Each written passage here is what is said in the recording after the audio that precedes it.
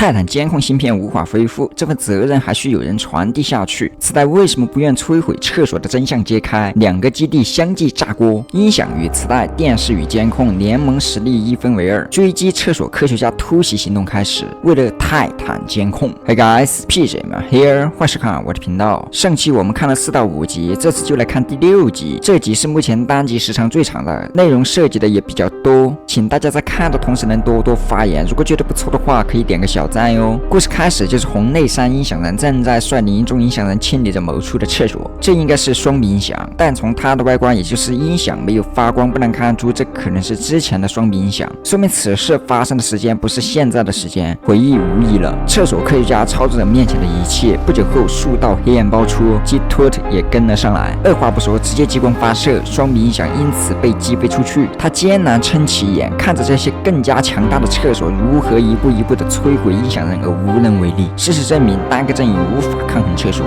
所以他们需要联盟。在上期，磁带人来到了基地讨论，发表了他们不应该摧毁厕所的言论，从而导致双塞监控的气氛。但为什么反对这种不断升级的战争？这集给出了答案。磁带人首先掏出了一块磁带，随后塞给了电视人读取播放。右上角显示的时间是1979年2月20日，这个时间很早，且先前磁带人表示是几个月前，说明这个宇宙的日期时间对比原作的话还要更加早期。几个月前，当厕所第一次蔓延到磁带人所属国家时，他们与现今联盟成员一样摧毁这些厕所，直到他们在某处发现了这些厕所的本质是什么？是人类。这些人的外观与厕所头一模一样，依然还有着人类因为病毒的原因躲藏起来，他们是无辜的，所以磁带人觉得他们不应该摧毁厕所，而是找到源头。但传播的太快了，仅用了几天，这种厕所现象就笼罩了他们整个国家。在寻找这种神秘病毒的线索时，他们进入了机构设施，在那里发现了与他们一样的人，不一样的是硬件头，一个监控人正躺在那里。除此之外，他们还找到了一份海报，上面有写着用前所未有的技术来革新人类，硬件头等字眼，上面提到了美国，他们也就是通过这个位置信息来到了这里，同时将发现的这具监控人带回了他们的基地，并将其记忆芯片转化成了录像磁带，就像磁带人刚刚展示的一样，只需要将磁带放进电视机中就能播放其中的画面。他们也就通过这样的方式了解到了监控人的战争。归根究底，这些厕所起初都是无辜的人类，因为某种病毒的加入而成为了这一局面。磁带人的立场就是不应该摧毁厕所，所以他们很在乎联盟的立场是什么，要怎么解决。一开始磁带没有打算进入这趟浑水，但他们通过录像中看到了一个大家伙，那就是泰坦监控人，而这就是泰坦磁带在之前对他的影响说是因为他的监控来到这里的原因。我想他们是看到了这位大家伙的强悍之处，从而想到战争不再是小打小闹。从后续也看到了问题不会解决，只会升级，这场战争持续下去只会愈演愈烈。磁带人就是担心这样的情况发生，所以他们无法再置身事外，从而前来寻找联盟取得联系。首先，这些厕所本质是人类，其次硬件头也就是联盟成员，是由人类经营的公司制作生产，所以他们必须找到有效解决办法。但他们并不知道的是，这种神秘病毒是如何起源的，也不知道为什么要用这样的方式来不断的创造厕所。联盟成员知晓厕所曾经是人类，但厕所现在变成了坏人，联盟也没有办法再将厕所变回原样，所以不知道如何解决。磁带表示他们必须要研究这个神秘病毒以及了解它的传播方式，但很快他以个人角度否定了，因为他觉得联盟成员只会摧毁厕所。在这一系列自相矛盾的话题下，双鼻音响似乎开始理解双塞监控，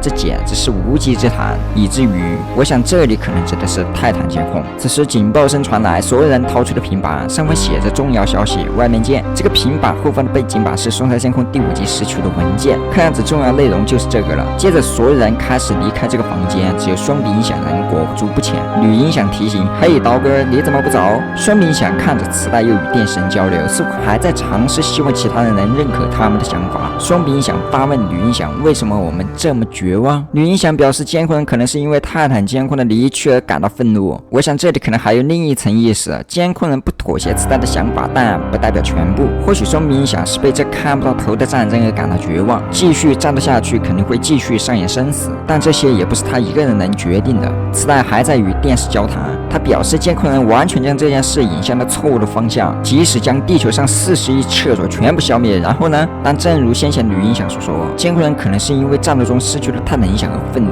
所以肯定无法当成没发生过。电神表示磁带没能说服他们，果断的叫他出去，但磁带的架势就跟之前监控人吐槽的一样，永远不会闭嘴。音响人一枪掀翻了他，中断了磁带人的喋喋不休。随后电神示意说带他走，便黑烟离开了。但说服联盟的不止他一个，还有泰坦磁带。这里是音响基地，泰坦磁带此时说的话与先前磁带人同监控人讲的一模一样，但相较平静的监控人，音响人则是10分的震惊，并表示监控人和电神一定会知道这个消息。泰坦音响在后方听到了这个消息，他闷闷不乐地走着。此时提醒声音传来，泰坦音响掏出了平板，上面显示了他的电神的留言语音。泰坦音响随后点击了播放按钮，随着短暂的导放时间后，泰坦电视表示科学家尽力了，无法恢复泰坦监控的记忆芯片，他不会回来了。得知这条消息后，泰坦音响收起了平板，随后猛地一拳砸出。他现在坠入了深深的自责和懊恼之中，他的眼前仿佛出现了泰坦监控，但他很清楚这是个幻觉。纵使如此，泰坦音响依然与其对话。泰坦音响觉得自己很没用，他才是该死去的人。他导致了被寄生厕所当成武器，伤害了很多的朋友，而现在又只能无助地看着泰坦监控离开，这无疑是揪心的。但泰坦监控迅依然如老大哥般鼓励着他，永远不要让过去阻挡你的脚步。这句话后，泰坦监控消失在了泰坦音响的幻想之中，只剩下一个落寞的人想念他的老友。但想念泰坦监控的不止泰坦音响一人，还有双腮监控，这对他来说是他最好的哥们儿。他尝试抓住挽留泰坦监控，但就在两指将要接触时，厕所科学家出现了。本来是一个温馨的好梦，骤然间变成了噩梦。泰坦监控被刺穿，同时被厕所科学家高举，最终取下了探头。随之双腮监控梦中惊醒，他检查自己的身体情况，在上集他被变种厕所打得支离破碎，现在已经恢复，可以说10分的快。此时双鼻音响突然说话打动了他，他询问双腮监控会不会参加突袭，也就是第2个厕所基地。他们使用上集双腮监控拾取到的地图定位到了那是一个很寒冷的地方。此时双腮监控想起了上集被变种厕所碾压击败，随后拒绝了。双鼻音响回复称联盟会为双腮监控和泰坦音响升级，这次不再是简单的将双腮监控扔进故障厕所，而是改进升级系统，以此来获取最适合的升级。双腮监控表示很赞，同时询问泰坦监控的情况。面对这样的问题，双鼻音响很难开口，但双腮监控有知道的权利。双鼻音响沉重的回复，泰坦监控的记忆芯片已经损坏到无法修复的地步，不会再回来了。听到这个回答，双腮监控径直离开房间，来到了放置泰坦监控的地方。他的内心很煎熬，很挣扎，没有言语的表示，就是静静的看着，仿佛在做着告别，亦或是传递责任。场景切换，女电视询问大电视要参加这场突袭吗？答案显然是的。他对于上集与他交战的变种厕所还记着，并扬言要将他的电锯和激光塞在。